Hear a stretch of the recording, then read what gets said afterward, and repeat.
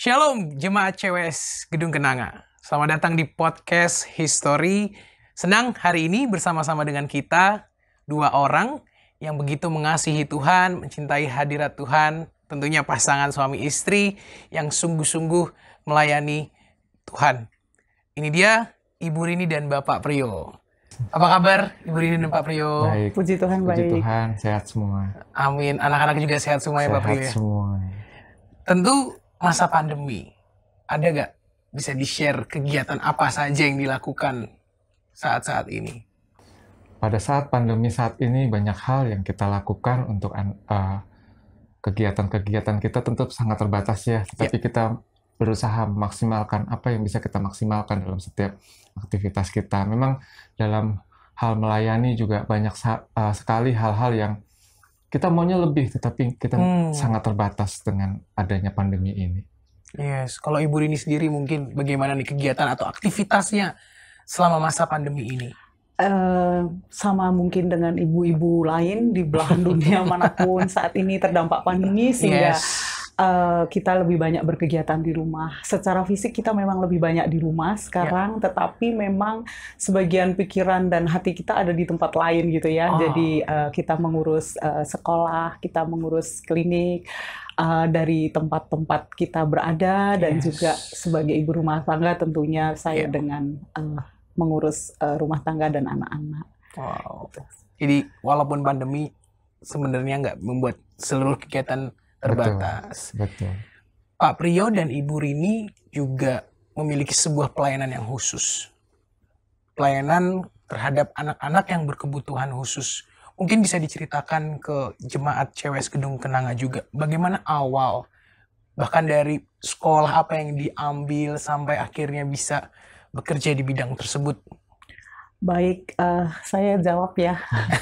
Ya, jadi saya datang ke Jakarta tahun 95. Saya sebetulnya punya background sebagai seorang perawat, tetapi saya punya masalah yaitu takut dengan darah. Sehingga saya bergumul waktu itu, saya rindu untuk tetap bekerja untuk sesama manusia, tetapi saya ingin keluar dari masalah tersebut. Sehingga waktu itu saya meneruskan kuliah di Universitas Indonesia di bagian di program studi okupasi terapi. Nah, setelah selesai dari sana, saya kemudian bekerja untuk anak-anak berkebutuhan khusus di beberapa klinik tumbuh kembang di Jakarta. Sampai akhirnya, puji Tuhan, pada tahun 2008, atas anugerah Tuhan, saya bersama seorang teman saya diberi kepercayaan oleh Tuhan untuk mengelola klinik milik kami sendiri, yaitu klinik Lilliput. Seperti itu sih. Kalau Pak Priyo sendiri melihat Ibu Rini tentu sebagai istri yang bekerja sekaligus melayani anak-anak berkebutuhan khusus. Bagaimana pandangan Pak Priyo sendiri melihat hal tersebut? Bagi saya, waktu saya melihat istri saya untuk mulai mendalami bidang itu, sesuatu yang saya lihat agak berbeda dengan keadaan yang lainnya ya. Tapi sebagai suami tentu saya selalu ingin mendukung apa yang terbaik yang ingin dilakukannya. Apapun itu, memang di dunia anak-anak berkebutuhan khusus berbeda dengan anak-anak yang lain. Sebagai orang awam saya melihatnya ada sesuatu yang berbeda tentunya. Dan disitulah saya mulai masuk untuk mengerti apa yang berbeda tersebut, dan saya bisa terus mendukung sehingga apa yang dicita-citakan itu bisa benar-benar terwujud, terjadi, sehingga apa yang ingin diraih, ya itu yang bisa kita berikan, itu yang kita lakukan. Gitu. Saat ini pun Ibu Rini dan Pak Priyo mengembangkan pelayanan juga di bidang ini. Sampai akhirnya bikin sekolah padi. Mungkin bisa diceritakan gimana tuh awalnya mungkin kerinduan dari Bapak Priyo dan Ibu Rini untuk mengembangkan pelayanan terkhusus menciptakan sekolah padi ini. Ya, memang kami berjalan pada saat kita melihat banyak orang yang memang membutuhkan pendidikan, khususnya anak-anak ini ya. Bagaimana mereka masuk satu sekolah dan sekolah lain dan kemudian ditolak. Itu adalah suatu kerinduan kita untuk bagaimana mereka tetap bisa sekolah. Memang untuk sekolah ini tidak gampang, tidak mudah ya. Dan anak-anak ini harus berkumpul dengan anak-anak yang lain yang mulut mereka mungkin agak berbeda, sehingga mereka seringkali menjadi anak-anak yang disisihkan. Yes. Dan kalau mereka masuk di sekolah yang khusus, biayanya juga mungkin sulit ya, cukup mahal. Dan kami ingin mengembangkan satu sekolah yang di mana mereka tetap bisa bersekolah tanpa mereka harus terbebani. Wow. Berapapun biayanya, ya mereka harus sekolah, mereka harus pintar, mereka harus bisa menjadi orang-orang yang bisa diharapkan oleh keluarganya. Seperti itu. Mungkin saya nambahin, Boleh, Ibu Kak Rini. Joshua. Jadi sebenarnya ini kerinduan kami. Iya. Kami mempunyai satu harapan berdua dalam keluarga kami untuk Tuhan. Kami minta sebuah pelayanan karena kami sudah terlanjur jatuh cinta terhadap bidang ini, sehingga sebelum Tuhan panggil kami berdua pulang, kami ingin sudah melakukan sesuatu. Tetapi kami sadar bahwa kami berdua tidak memiliki background sosial ekonomi yang cukup memadai. Kemudian secara pendidikan kami juga bukan orang yang hebat. Juga dari sebagai kami juga tidak mempunyai pengaruh yang besar gitu. Tetapi kemudian kami terinspirasi, terilhami oleh sebuah quote yang dimiliki atau dinyatakan oleh Ibu Teresa. Yes.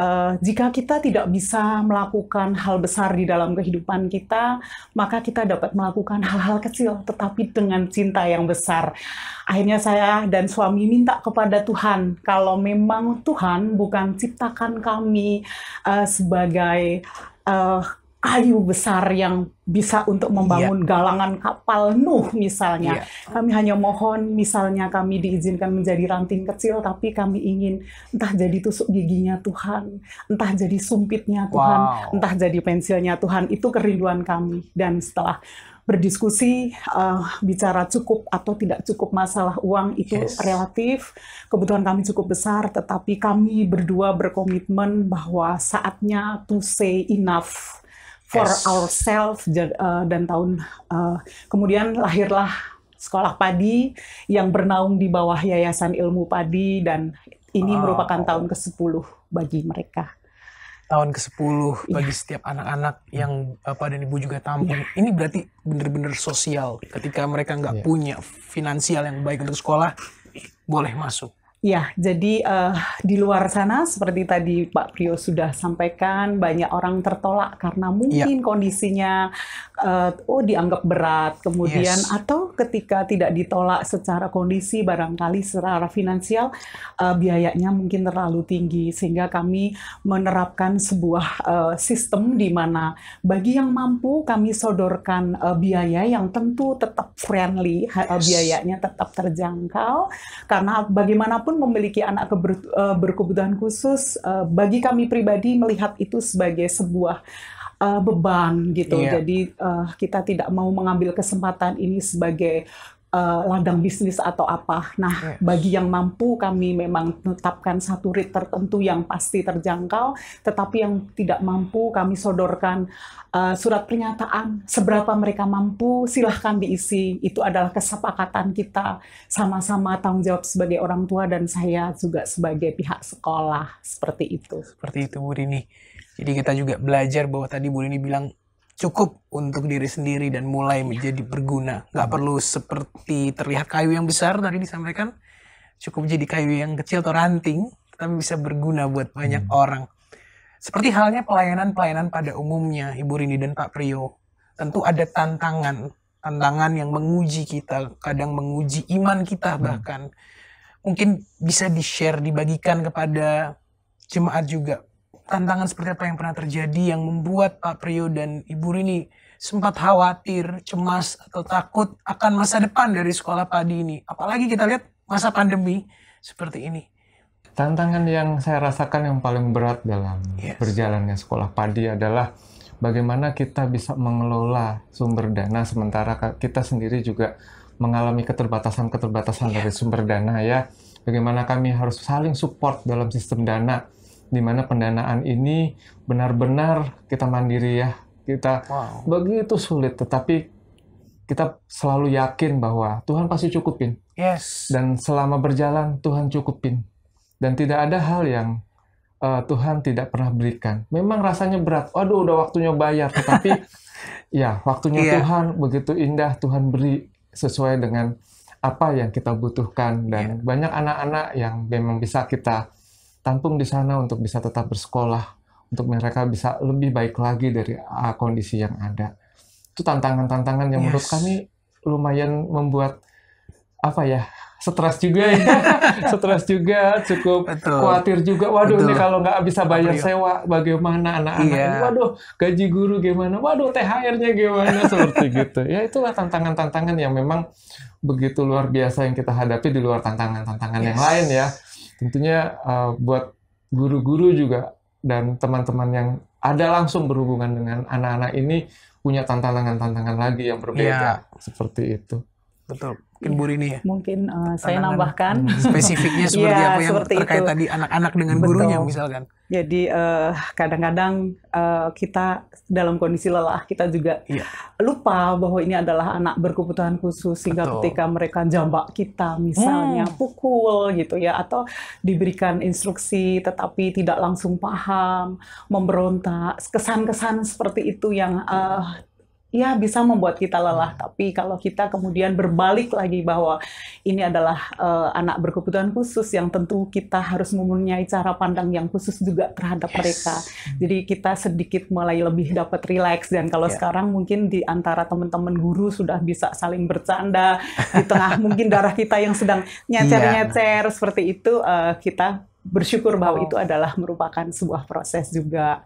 Dan mungkin juga kalau secara pribadi, karena saya sering ada di lapangan, tantangan tadi yang kalau Pak Priyo kan sering ya saya garong tabungannya seperti itu saat saya suka nunggu ini kapan ya takbiran ya, itu malam Lebaran tiba. Kenapa? Karena berarti setelah takbiran itu datang artinya kami sudah bayar THR guru dan kadang-kadang H-3 belum ada di tangan kami. Tapi itulah pengalaman kami secara langsung betapa Tuhan setia bagi kita dan sanggup untuk diandalkan. Tidak pernah terlambat ya Bu. Yes, pas pokoknya pas selalu bikin surprise yang kita speechless lah bahwa ya kita patut terus mengandalkan Tuhan. Tadi dibahas mengenai menunggu. Tadi Bu Rini sama Pak Priyo bilang kadang H-3 belum ada.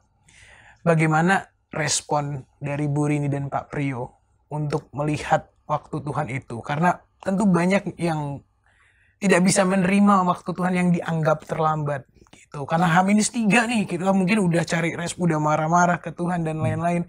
Apa respon yang Bu Rini dan Pak Priyo sepakati? Udah kita misalkan janganlah mengeluh, tetap bersyukur, tetap setia gitu.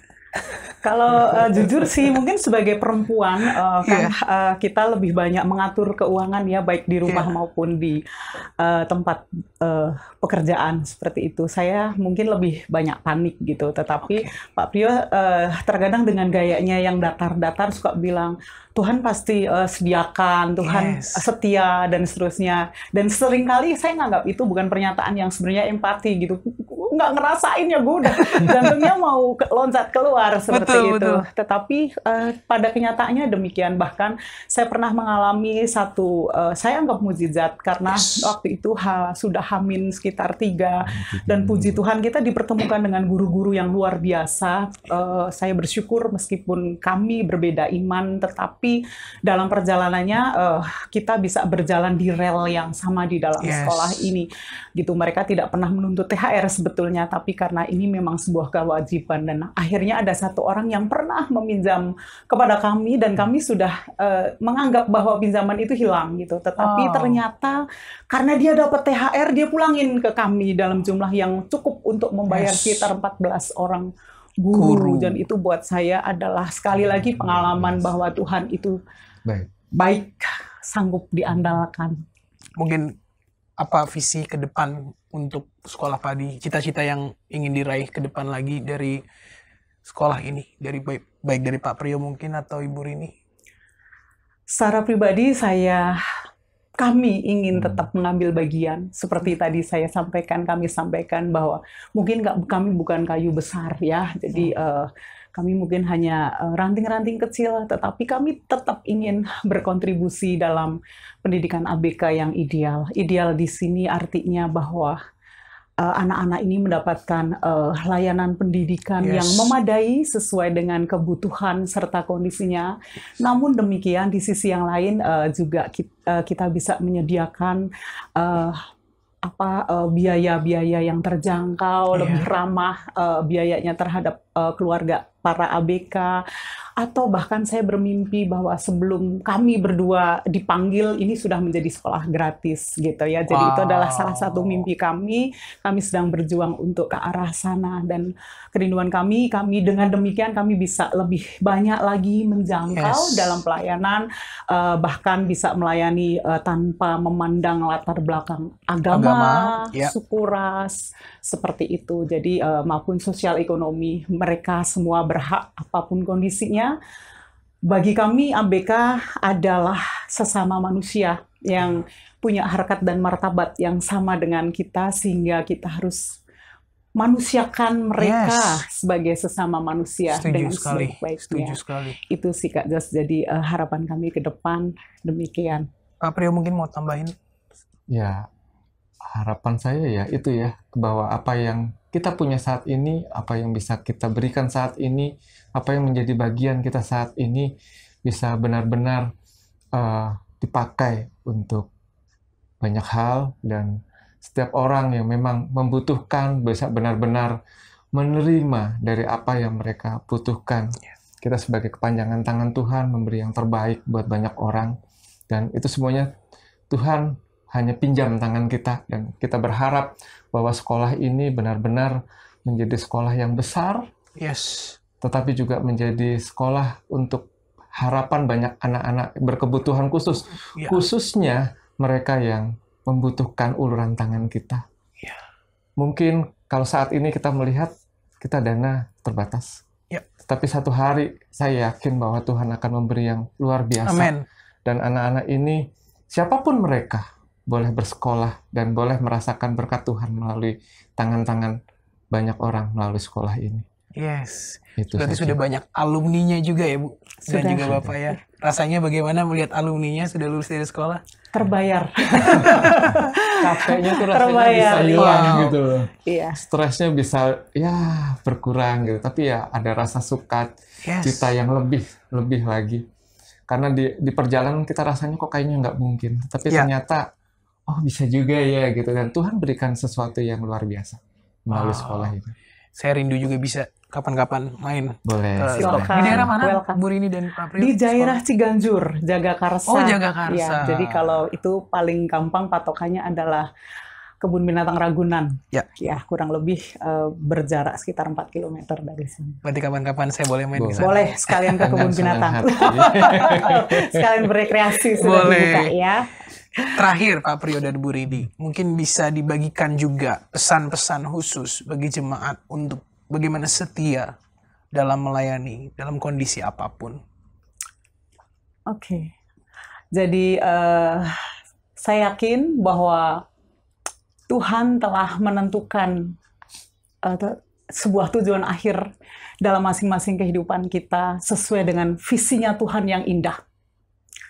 Setiap kita punya, dan buat saya kembalilah ke visi itu, terutama saat kita berasa digoncang berbagai tantangan, kembali ke visi itu. Pandang Tuhan, pandang bahwa Tuhan telah menetapkan satu tujuan akhir dalam hidup Yes. kita, supaya dengan demikian kita tidak goyah, dapat terus berjalan, dan setia sampai tujuan akhir itu. Itu sih Kak Jos. Dari Pak Priyo. Kalau saya berharap bahwa dalam kesetiaan kita jangan pernah lagi melihat ke kiri, ke kanan, tapi fokus kepada apa yang Tuhan mau beri dalam hidup kita. Yes. Lakukan apa yang menjadi bagian kita. Jangan pernah mengeluh, karena Tuhan memberi sesuai dengan waktunya. Kalau kita mau setia, Tuhan lebih lagi setia terhadap kita. Nggak ada yang dia lupakan. Dengan kita tetap setia, Tuhan pasti lebih setia lagi dengan kita. Dan cukupkan, bahkan berlebih. Tuhan akan memberikannya kepada kita. Itu saja sih. Yes. Boleh saya tambahkan sedikit? Boleh banget. Saya pernah punya pengalaman bahwa ketika seseorang bertemu dengan saya, beliau seorang cukup punya pengaruh, dan ketika mendengar kisah kami memiliki sekolah ini dan kami terlihat tertatih-tatih, dia bilang gini, Bu Rini dan Pak Priyo tuh belum jadi Bill Gates, jadi jangan coba-coba memulai hal yang Yes. mustahil. Iya, Tetapi buat saya pribadi, kami pribadi, ketika kami menunggu sampai kami berdua menjadi Bill Gates, ya kalau Tuhan memang menjadikan kami sebagai Bill Gates yang lain. Kalau kami menunggu itu sampai mati dan kemudian ternyata kami bukan Bill Gates yang dimaksud, akhirnya kami menunggu dan tidak melakukan Yes. apapun. Itu aja. Jadi ketika Tuhan taruh sebuah visi dalam hidup kita, jangan ragu untuk menggumuli dan kemudian bertindak di dalam iman. Fokus kepada visinya ya. Nggak perlu tunggu yang lain ya Bu Rini ya, dan juga Pak Priyo. Baik jemaat CWS Gedung Kenanga, tentu kita sangat terberkati sekali dengan bagaimana kisah Pak Priyo dan juga Ibu Rini, terkhusus dalam pelayanannya melayani anak-anak berkebutuhan khusus. Dan tentunya kita juga bisa semakin belajar untuk setia kepada Tuhan, setia melayani. Tadi saya highlight pesannya adalah visinya, lihat lagi dan fokus kepada itu. Jangan tunggu nanti, jangan tunda lain-lain. Kalau memang Tuhan sudah kasih visi, jalankan dan tetap setia. Baiklah, jemaat, jangan lupa juga untuk subscribe dan juga follow, sekaligus di like and share YouTube CWS Gedung Kenanga. Tuhan Yesus memberkati kita semua.